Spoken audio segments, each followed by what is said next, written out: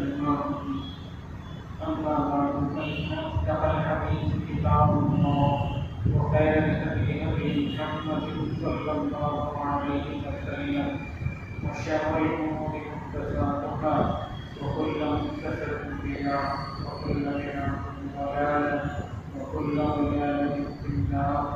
وقد قال الله تبارك وتعالى في كلامه المجيد والفرقان الحميد: أعوذ بالله من الشيطان الرجيم. بسم الله الرحمن الرحيم.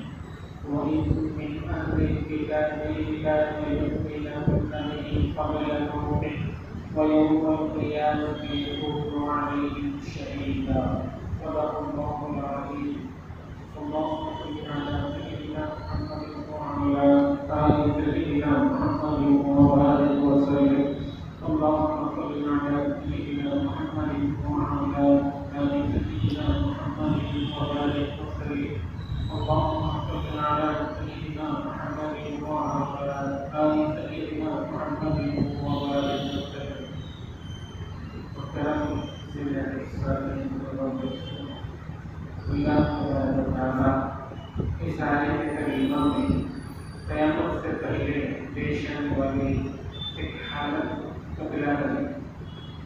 پچھلے آیات میں پہلے کتاب کا تذکرہ تھا اور ان کی بداخلاقیوں کا ذکر تھا اور ان کے بارے میں ارشاد ہے یہ لوگ اپنی موت سے پہلے حضرت عیسیٰ علیہ السلام سے گزر جانے سے پہلے عیسائی اپنی موت سے پہلے یہودی اپنی موت سے پہلے ان پر ضرور ایمان لائے. بہت ساری حدیثوں میں قیامت کے قریب حضرت عیسیٰ علیہ السلام آسمان سے نازل ہوں گے اور ہماری امت سے فرد بن کر عالم، حاکم اور مختلف چیزوں کے ساتھ اس دنیا میں تشریف لانے کے بات کا تذکرہ. اللہ تبارک و تعالیٰ اس میں یہ سمجھانا چاہتے ہیں جب موت کے وقت وہ ایمان لائیں گے عیسائی میں یہودی میں اس وقت ان کا ایمان لانا ان کے لیے کوئی فائدہ نہیں دیتا.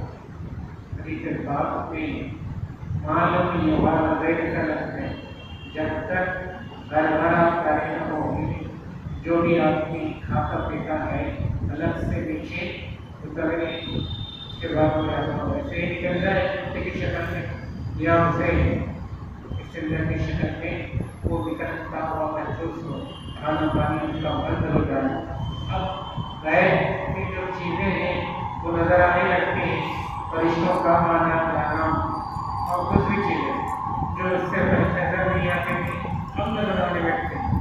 اب وہ کیا کرتے ہیں عیسائی بھی یہودی بھی ان چیزوں کو دیکھ کر ایمان لاتے ہیں. عیسیٰ علیہ السلام نبی برحق ہیں، سچے نبی ہیں.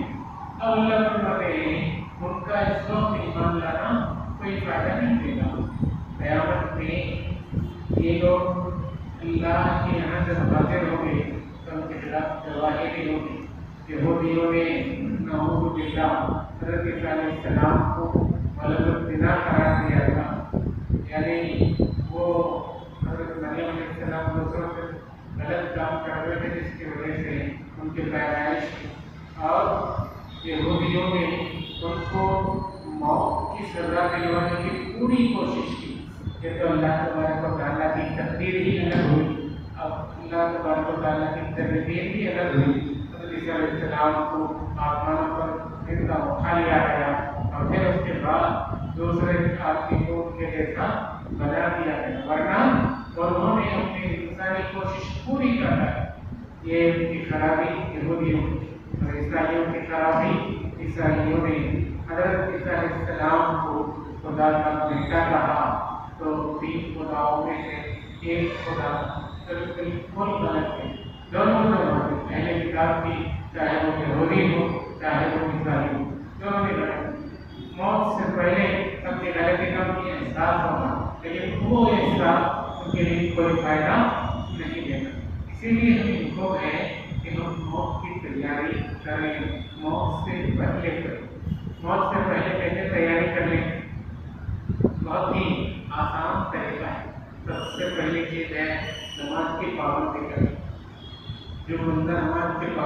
करता है अल्लाह ताला की तरफ से, उसके लिए बेहतरीन इंतजाम होगा। मौत से पहले शैतान आदमी के पास आता है और आखिरी चाल चलता है उससे उसका ईमान लूटने। कभी तो माँ की शक्ल में आता है, कभी तो बाप की शक्ल में आता है और उसके दिमाग में वसवसा डालता है कि रास्ता तो चल रहा है मोहम्मदिया का एक फर्द बनकर, तो अपने आप को बरहक समझ रहा, मैं अकबर हूँ, अच्छे रास्ते पर हूँ, सिरात मुस्तकीम ये तेरा मालूम है, तो नहीं गुजरा ना मौत के रास्ते से, तो रे मौत का पता चला नहीं, तेरी मौत मेरी सोच मौत का पता चल के आई। ये तो यहूदियों का रास्ता है, ये बरहक, तो यहूदी बन जाओ तो मर के सीधा जन्नत पहुँचेगा। शैतान बहुत बड़े चाल, बहुत बड़े आगे मौत के वक्त अपनाएगा। असल में आदमी को चाहिए कि वो मुसीबतों में, बीमारियों में, दुख दर्द में सब्र करना सीखे। सब्र जब करना सीखेगा तो उसका सब्र उसके लिए बड़ा अजर लाएगा। सीधी बात है, सबसे बड़ा सब्र जो आदमी करता है, बच्चों के गुजर जाए बेटा या बेटी, उस वक्त वो सब्र बड़ा सब्र है। उसके बाद दुनिया की सारी मुसीबतें कब की अल्लाह तआला फरमाते हैं, बच्चे बच्चियां जो गुजर जाते हैं वो अपने माँ बाप के जहन्नुम में जाने में आड़ लग जाते हैं। अब जो बंदा उस वक्त सब्र कर ले, उसके बाद उसकी सारी मुसीबतें, बीमारियां, तकलीफें उसे कभी वो ऊपर भी सब्र करना शुरू करता है तो मौत के वक्त आदमी पे एक अलग ही कैफियत जारी होती है। रिवायतों में है, अगर अल्लाह ताला मौत के वक्त बंदे पर नशा पानी न कर दे और नशे की कैफियत न हो, गोया कि बेहोश में हिस्सा महसूस होता है गुजर जाने वाले बंदे को, अगर ऐसा महसूस न हो तो फिर वो मौत के वक्त ऐसी तकलीफ से गुजरता है कि वो तलवार चला है अपने ऊपर भी, करीब में जो बैठे हैं उनके ऊपर में इस कदर तकलीफ हो। रसूलुल्लाह सल्लल्लाहु अलैहि वसल्लम एक मर्तबा एक सहाबी रज़ियल्लाहु अन्हु के पास आए हैं, मलकुल मौत उनके पास आए, आकर उन्होंने उनके दिल पर उंगली रखी और उनके रूह कब्ज़ कर लिए। जब रूह कब्ज़ कर चुके तो रसूलुल्लाह सल्लल्लाहु अलैहि वसल्लम ने उनसे फरमाया, ऐ मौत के फरिश्ते, मेरे सहाबा के साथ, मेरे उम्मतियों के साथ थोड़ा सा नरमी का मामला कर। तो मलकुल मौत ने अर्ज़ किया, नबी सल्लल्लाहु अलैहि वसल्लम, मुझे पहले ही अल्लाह ताला ने हुक्म दिया था कि मैं आपके सहाबा के साथ नरमी का मामला करूँ, इसीलिए मैं सिर्फ उंगली रख रहा हूँ उनके दिल पर और उनको कब्जा कर लिया। मैं दूसरे लोगों की जरूरतों को कब्ज़ करने के लिए जाता हूँ तो उनके दिल में मैं कब्जा काट देता हूँ और उस तकलीफ को बर्दाश्त नहीं कर पाते, तड़पते हैं, मिलमिला होते हैं। ये मतलब होता है मौत के वक्त अल्लाह से पनाह तलब करें ऐसी मौत से। जो बंदा इन सारी तकलीफों से दूर रहना चाहता है उसके लिए आसान तरीका है, पहली बार नमाजों की पाबंदी करना।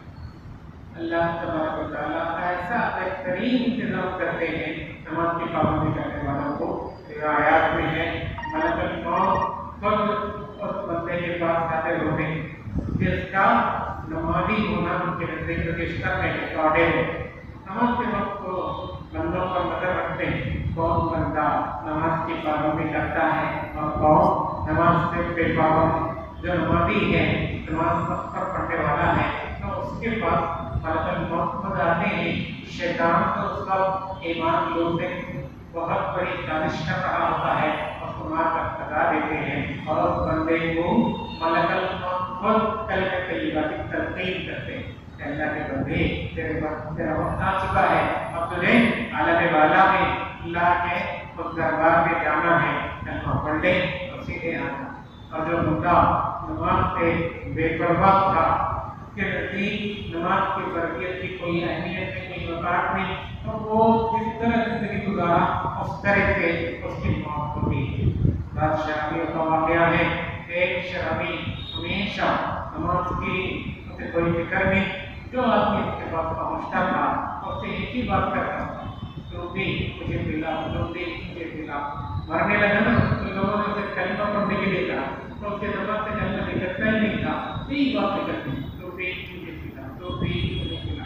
ایک اور قابل آدمی تھا جو پوری دنیا میں اس طرح سے پڑا ہوا تھا، آخرت سے غافل، اپنی موت سے غافل، وہ پنڈی میں کچھ چیزیں رکھ کر ڈھیرے لگانے والا تھا۔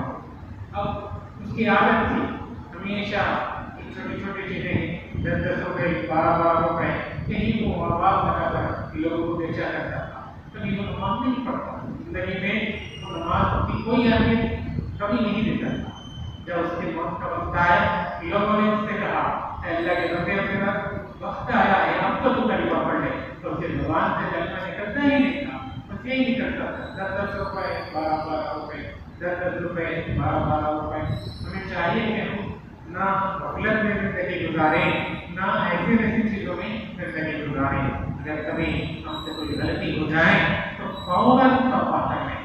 اس کے مطلب یہ ہے جو آدمی موت کو زیادہ یاد کرتا ہے نا تو اللہ اس کے ہاتھ پر گویا کہ 3 کرامتیں ظاہر کرتے ہیں۔ ایک تو یہ ہے اسے غلطی پر جلدی توبے کی توفیق ہوگی، اور دوسرے یہ ہے اسے عبادات میں ایک دم چستی اور نشاط طبیعت میں اور شوق محسوس ہوتا ہے۔ یہ آدمی جو جیسے ہی غلطی ہو جائے فوراً توبہ کر لے، اللہ کے دربار میں عبادت کے لیے حاضر ہو تو پھر اس کی کیفیت ہی الگ ہوتی ہے۔ ہمیں چاہیے کہ ہم ان باتوں کو جب سنتے ہیں جب اسے عمل کرنے کی کوشش کریں، پہلے تو بچیں گناہ سے، غلطی سے نہیں بچ سکے کبھی انسان ہونے کے ناطے تو شیطان کے جال میں سب سے غلطی کر رہے ہیں تو فوراً ہم بغیر دیری کے توبہ کریں، اب کریں گے جب کریں گے۔ اسی طرح اگر ہم ٹالتے رہے توبہ اور وقت کی گھڑی آئی نا بغیر توبہ کے جانے والے بن جائے۔ تیسری کرامت اللہ بندے کے ہاتھ پر قناعت والا اپنی، اللہ نے جو دیا نا اس پر وہ راضی ہوگا، جو اللہ نے حال اس پہ دے گا اس پہ وہ راضی ہوگا، مجھے اور زیادہ چاہیے اس کی طرف اس کے اندر نہیں ہوگی۔ تو اللہ نے محترم 5 چیزیں ہیں جو تاریخیاں ہیں تو ان کے لیے 5 چیزیں ہیں روشنیاں بنتی، ہمیں چاہیے کہ ہم انہیں یاد کر لیں۔ دنیا کی محبت تاریخی ہے تو اس کے لیے چراغ ہے تقویٰ، ہمیں چاہیے کہ ہم تقویٰ اپنائیں اور دنیا کی محبت کو اپنے دل سے نکال دیں۔ گناہ ایک تاریخی ہے تو اس کے لیے چراغ ہے توبہ، جب بھی گناہ ہو جائے تو فوراً توبہ قائم ہو، اس کا کوئی بھی ذرہ برابر دیری نہ کریں۔ صبر ایک تاریخی ہے، اس کا چراغ ہے لا الہ الا اللہ محمد رسول اللہ صلی اللہ علیہ وسلم۔ ہم چاہتے ہیں ہماری خبر میں روشنی ہو، ہماری خبر منور ہو، روشن ہو، تو ہمیں چاہیے کہ ہم کلمہ طیبہ کثرت سے پڑھیں، روزانہ کم از کم 24 گھنٹوں میں 300 مرتبہ پڑھیں۔ پہلے سے 300 مرتبہ پڑھنے کے عادی ہیں تو 1000 مرتبہ پڑھیں۔ اسی طرح آخرت ایک تاریخی ہے، اندھیرا ہے، اس کے لیے چراغ ہے عمل صالح۔ ہم کوشش کریں کہ جس طرح جہاں سے بھی جس طرح بھی ہو سکے عمل صالح کرتے رہیں، نیک عمل کرتے رہیں، آخرت کی تیاری عمل صالح سے ہوگی۔ اسی طرح 5ویں تاریخی الفراق ہے، اس کے لیے چراغ یقین، اللہ پہ یقین ہو میرا اللہ مجھے الفراق گھر سے بخیر و عافیت سلامتی کے ساتھ گزار دے۔ جو بندہ یقین کرے نا اسے بندے کے لیے الفراق گھر سے گزارنا آخری درجے میں کسی نہ کسی طریقے سے اللہ کی جانب سے سلامتی کے ساتھ نصیب ہوگا۔ تو ہمارے محترم میں اپنی بات ختم کرنے سے پہلے ایک بات بتا کر انشاءاللہ اس مجلس کا اختتام کرتا ہوں۔ ایک مرتبہ ایک ڈاکٹر کی کانفرنس میٹنگ میں شریک ہونا نصیب ہوا، میں اس کی باتیں سنتا رہا اور آخرت کے متعلق غور کرتا رہا۔ خون میں کس طرح سے گاڑھا بناتا ہے، ہارٹ اٹیک کی وجہ کیا بنتی ہے، خون کس طرح بلاک ہوتا ہے، سمجھا سمجھے کہ ایک لکیر ہے، ایک لکیر ہے، خون سے اوپر نیچے نیچے اوپر دوڑ رہا ہے، اور اس نے بہترین طریقے سے سمجھایا انسان جو بھی کھاتا ہے گوشت کھائے ویج یا نان ویج یا ترکاری وغیرہ کھائے، گوشت کھائے یا ترکاری وغیرہ کھائے، حتیٰ کہ اس نے تو یہ بھی کہہ دیا پانی بھی پی، تو وہ پانی اس کے اندر جا کر اس کے خون کے اندر ایک قسم کی چربی بناتا ہے، جس کی وجہ سے تھوڑا تھوڑا وہ چربی اس کے خون کے اوپر نیچے دوڑنے کو رکاوٹ بناتی ہے۔ یہاں تک تو بات اچھی تھی، بڑے بہترین طریقے سے وہ سمجھایا، لیکن آگے بھی بات کر رہا تھا تو بہت اچھا تھا، وہیں پر اس کے اپنی بات کو ختم کر دی، جس پر میں نے بہت افسوس کیا۔ آخری گھنٹے میں گھر گھر بہت سارے افراد جانتے ہیں، لیکن لگتا ہے کہ آپ اگر چھیل کر کھا لیتا ہے کوئی بندہ، بعض لوگ تو کیپسول نکلے کے کرتے ہیں، ٹابلٹ نکلنے کی بات کرتے ہیں، اور بعض لوگ اسے ذرا کچل کر اس کے چھوٹے چھوٹے ٹکڑوں کو نکلنے کی بات کرتے ہیں۔ تو یہ لہسن کا کھانا اس بندے کے اس چربی کو صاف کرتا ہے اور حاملات کے خطرے کو دور کرتا ہے۔ تھوڑا سا اگر اس کے جو بتا دیتا، کوئی طریقہ بتا دیتا تو بہت اچھا تھا، لیکن اس پر اس نے کوئی تذکرہ نہیں۔ اسی سے ہم آخرت کی بات کرتے ہیں، بندہ انسان جو بھی کام اللہ اور رسول اللہ صلی اللہ علیہ وسلم کی مرضی کے خلاف کرتا ہے، ان کے بتائے ہوئے طریقے کے علاوہ طریقے پر چلتا ہے تو وہ گناہ کہلاتا ہے، اور اسی طرح وہ گناہ اسے تاریکیوں میں ڈبو دیتا ہے۔ اسی طرح بندہ ہر پل چاہے وہ جدھر بھی جائے، بات سمجھانے کے لیے روڈ سے ترمول آ رہے ہیں، ٹرین میں ٹرین آ رہی ہے اس طرف، اب بندہ الٹے میں جائے پھر بھی ٹرین پہنچے گی کہاں؟ ترمول ہی پہنچے، چاہے وہ الٹا دوڑے۔ بالکل اسی طرح بندہ ہر پل موت ہی کی طرف بڑھ رہا ہے، آگے جا رہا ہے، اور اس کا مقدر آگے جا کے موت کو گلے لگانا ہے۔ تو ایسے میں بندے کو چاہیے کہ موت کی تیاری کے بارے میں ذرا برابر مطلب سے کام کرے۔ اس کے لیے کیا کرنا ہے؟ پہلی بات تو موت کو یاد کرنا ہے، اللہ سے توبہ کے ساتھ۔ اس سے بات میں آتا ہے جو بندہ ایک دن میں 20 مرتبہ موت کو یاد کرتا ہے، اللہ تبارک و تعالیٰ قیامت میں اس کو شہیدوں کے ساتھ اٹھائے۔ دوسری جگہ ایک اور دعا بھی بتلائی گئی، دعا ہے اللہم بارک لنا فی الموت وفیما بعد الموت۔ جو بندہ اس دعا کو بار بار پڑھتا ہے تو اس کے لیے موت بھی آسان ہو جائے گی، اور موت کے بعد کے جو مراحل ہیں وہ سب پہلے اللہ کی جانب سے آسان کر دیے جائیں۔ ہمیں چاہیے کہ ہم ہمارے لیے جو طریقہ ممکن ہو اس طریقے سے موت کی تیاری کرتے رہیں۔ کبھی غفلت میں پڑھ کر اپنے آپ کو، اپنی موت کو، آخرت کو نہ بھولیں، اللہ سے نہ ہٹیں دور، اللہ سے جڑے رہیں، ہر ممکن طریقے سے اپنی آخرت کی تیاری کو بہتر سے بہتر کریں۔ اللہ پاک سے دعا ہے اللہ کہتے سے زیادہ عمل کرنے کی توفیق عطا فرمائے۔ اللہ ہم سب کو اپنے فضل سے موت سے پہلے موت کی تیاری کرنے والا بنائے، آمین یا رب العالمین۔ وآخر دعوانا ان الحمد للہ رب